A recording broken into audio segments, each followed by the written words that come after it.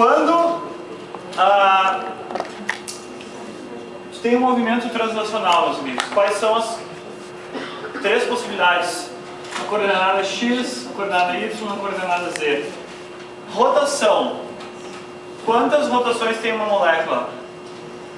Uma. Bom, se for um gás nobre, um átomo monoatômico, não tem. Mas se for uma molécula linear, aqui vai ter 2 ou 3 rotações, né? 2 ou 3 graus de liberdade rotacionais, se for linear e se for uma molécula que não é linear. Isso a gente já viu. Então, o grande lance é o seguinte, ó, existe um resultado. O resultado é que a energia cinética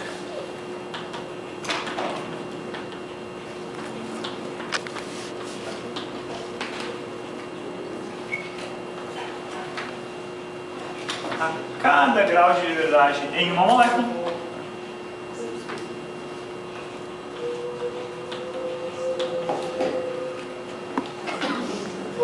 no caso eu estou falando só de translação e rotação. A energia cinética, vamos botar aqui, rotacional e translacional. Associada a cada grau de liberdade de uma molécula é, em média,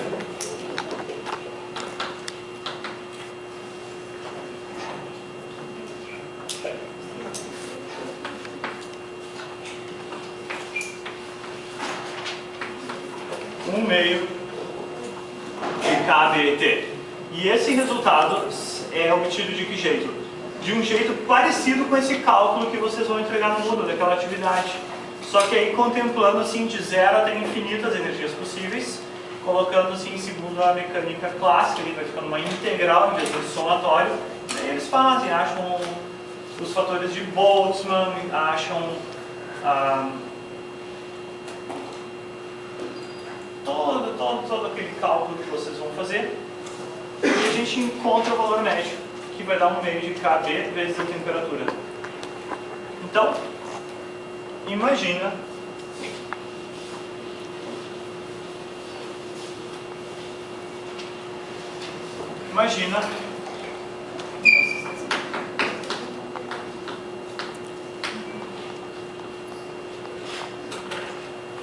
aqui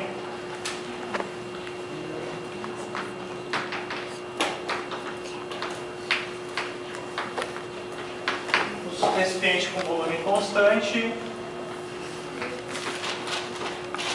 obtém 1 mol de hélio.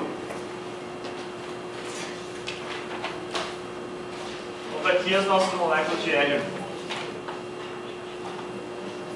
E, bom, gente, vamos dar aqui uma temperatura inicial para o nosso sistema. Qual vai ser a nossa temperatura inicial para ele? Digam aí um valor. 200? 200, ela sugeriu 200. Tudo bem, 200 Kelvin. Legal. Essa vai ser a temperatura inicial do nosso gás. E aí eu vou perguntar para vocês cada molécula, temperatura inicial, tá? Então,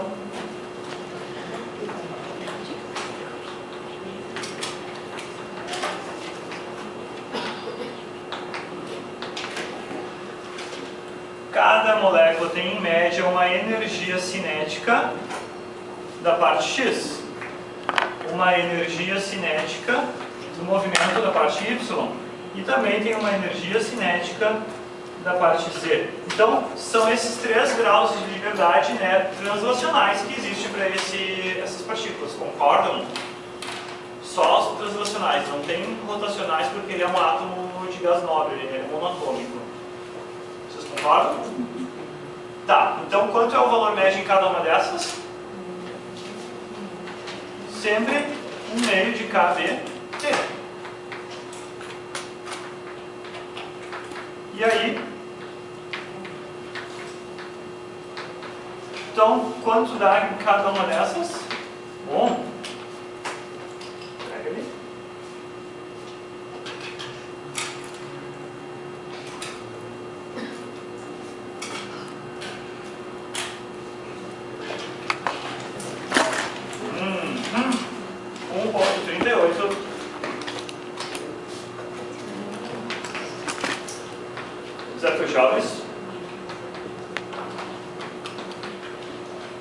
Então, olha só, cada molécula tem em média um bocadinho de energia, certo? 1,38 zetojoules é uma coisinha de nada, bem pouquinha energia, porque uma molécula é só uma molécula, é só uma, não. Então, totalizando quanto? Totaliza aqui qual é o valor total que elas têm em média dessa energia das três de um conjunto. 4,14 zetojoules. Tá. E vem cá, e um mol delas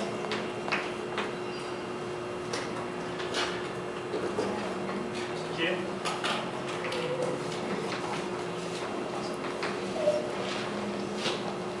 e um mol dessas moléculas tem quanto de energia? Tá. Vocês sabem fazer isso.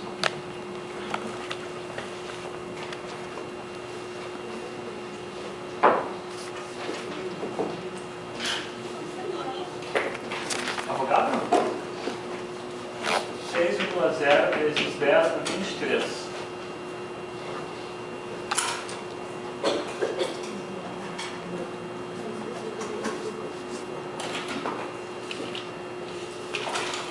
Olha, e um mol delas, 2.475 joules.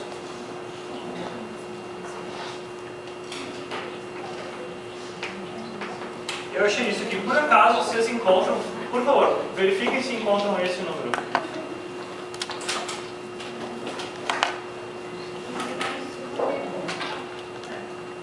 Ah, tá. Tudo bem.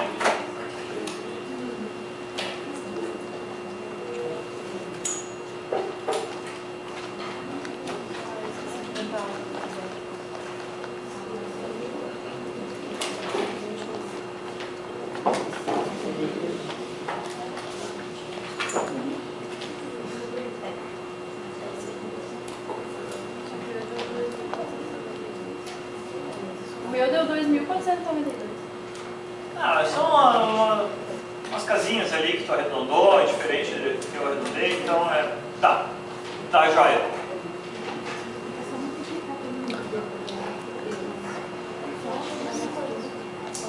Achou? Perfeito, então. Mas, tudo bem, tirando os 2 ou 3 joules a mais ou a menos, todo mundo está achando igual, né? Não? Não achou? O que achou? Tu pega essa energia aqui e multiplica pelo número de Avogadro. Correto? Ah, tá, já sei. Por certo? Tá. Acontece. Então assim, ó, o que tu deve pensar? Que aqui, quando esse cara está a 200 Kelvin, a energia cinética de translação do conjunto das moléculas é 2.485 joules. Agora,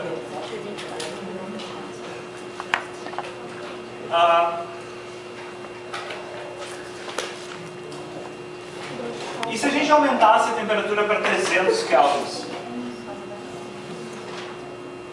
Se a gente aumentasse a temperatura para 300 kelvins, o que aconteceria?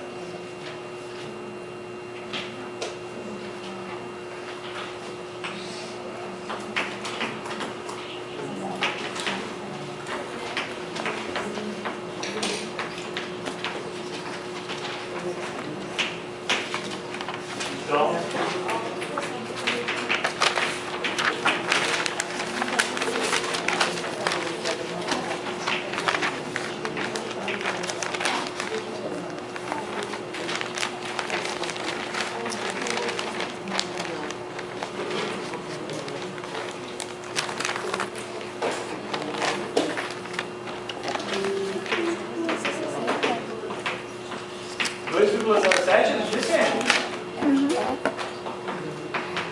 e essa aqui vai...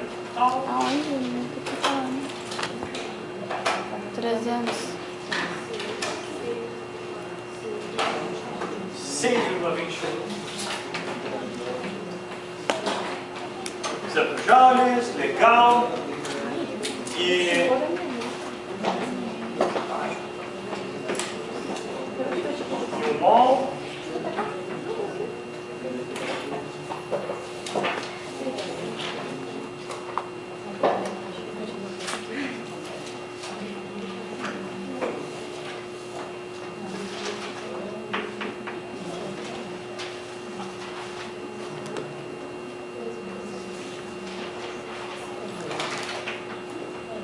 Obrigado. Então, na temperatura 2, que seria de 300 kelvins, o nosso sistema tem agora, ao todo, o conjunto das moléculas aqui tem uma energia cinética de translação de 3.726 joules. Então agora a gente vai olhar para a capacidade térmica do nosso sistema. Quer dizer, quanta energia ele tem que receber para aumentar esses 100 kelvins? Essa é a ideia da capacidade térmica. Quanta energia precisa? Então veja bem, quanta energia precisa. Então,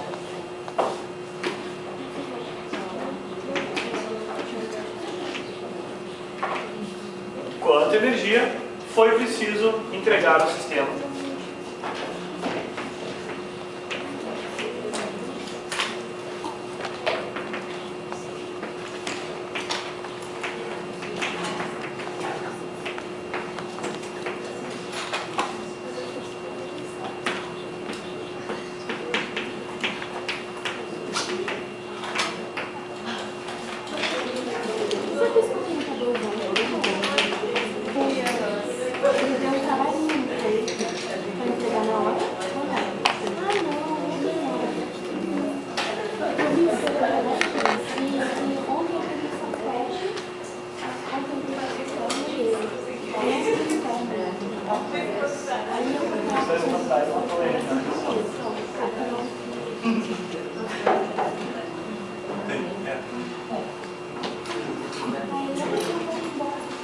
Tá, então, quanta energia o sistema recebeu? Aí tu pega aquela energia final menos a inicial, sim ou não? Então, ΔU vai ser de quanto? Vocês têm a calculadora, façam aí. Quanto? 1.350. Ah? 1.200. Isso aqui, o colega está me informando que deu 1.250. Vocês encontraram isso então também? 241, 242, 250. Estranho?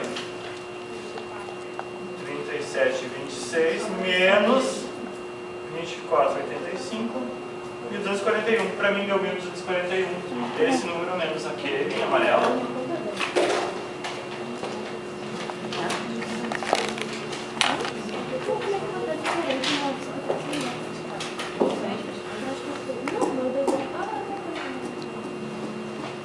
Tá. A gente fez isso aqui cheio dos números. Agora vamos fazer analiticamente. O que aconteceu analiticamente? Qual foi aquela energia cinética de translação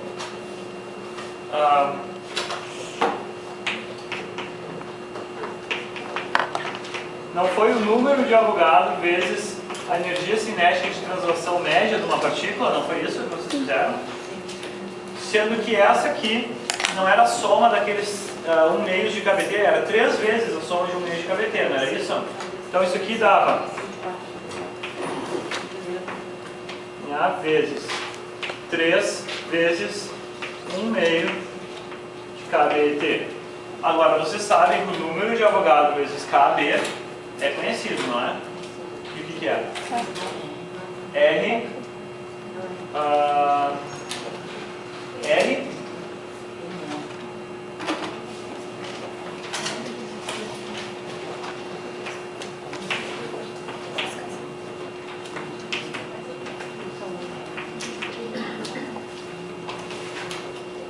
Esse 3 é por quê?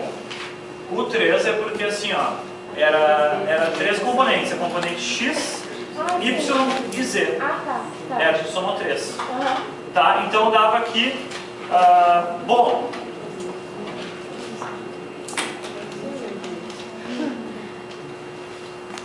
tem um detalhe aqui, ó.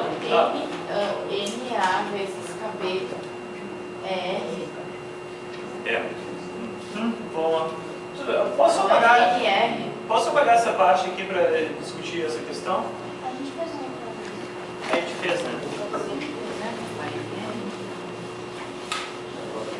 É que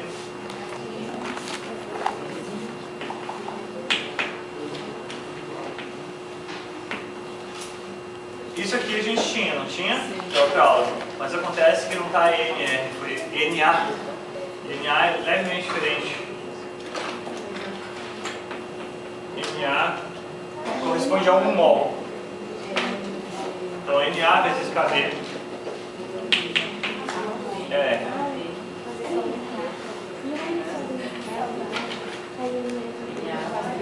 NA sim. Então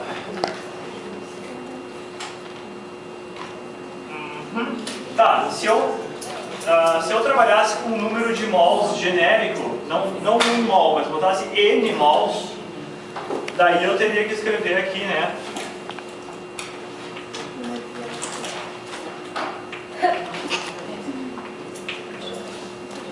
Com N mols seria o seguinte, seria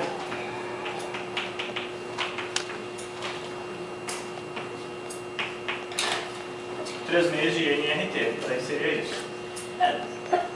Para ficar melhor, talvez só poderia uma barra em cima então. Mais limpinho. E aqui então foi 1 mol, foi 1241 joules que aumentou a energia. Quantos joules aumentou cada Kelvin?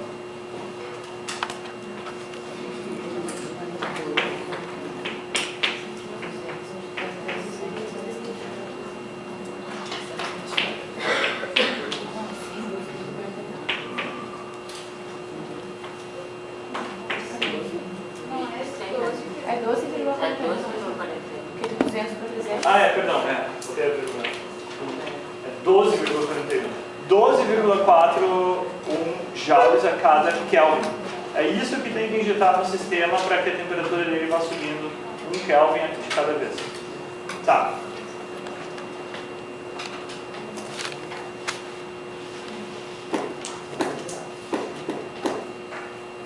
Então a gente pode colocar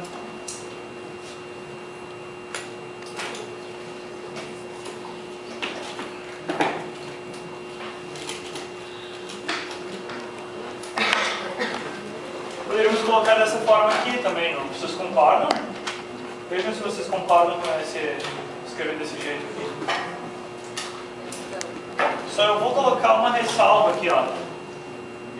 Essa capacidade térmica eu vou escrever C índice V, que é CV, capacidade térmica, porque esse sistema, a gente estava por hipótese, era um sistema com volume constante. Eu pedi que ele fosse a volume constante só para garantir que ele não pudesse expandir nem contrair, porque se ele estivesse se expandindo ou contraindo, ele poderia realizar um trabalho. Eu não queria me preocupar com ele realizando o trabalho agora, certo? Então, tá.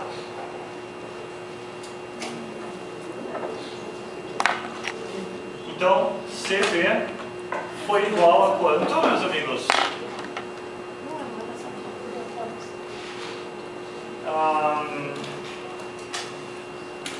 Tá, delta U sobre delta T, tudo bem. Ou, se fizesse como uma derivada, seria du dt. Pergunta? Não.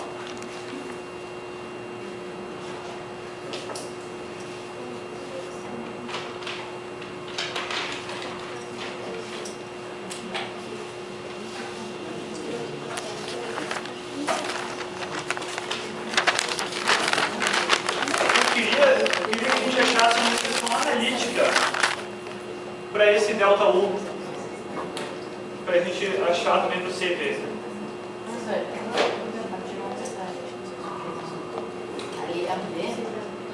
É o D da derivada parcial. É.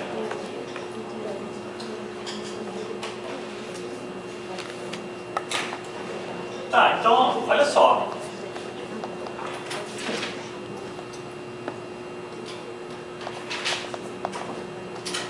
Vocês concordariam que nesse caso o delta U foi 3 meios de... tá, vou botar já com o número de mols N, daí a gente preenche N igual a 1 se precisar. De NL delta T, foi isso que a gente obteve aqui? percebem que 3 meios de nRT seria a energia cinética em cada temperatura, certo? Na temperatura T2 teria um valor, na temperatura T1 teria outro valor. Então se eu fizer uma menos a outra, não é aquele resultado ali? Então essa é a variação que deu, né? Certo? Vocês querem verificar se essa fórmula funciona? Tá, vê se dá então os 1241.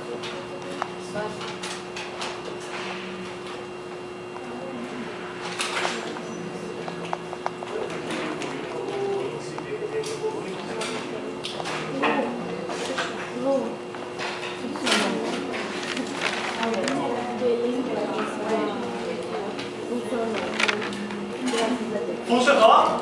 Não deu 1241. Testando.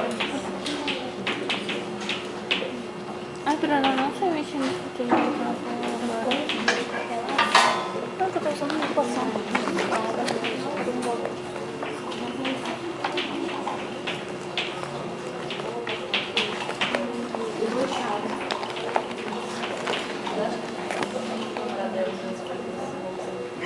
Tá, praticamente então, porque esse aqui tem só 4 algarismos significativos, então é isso aí.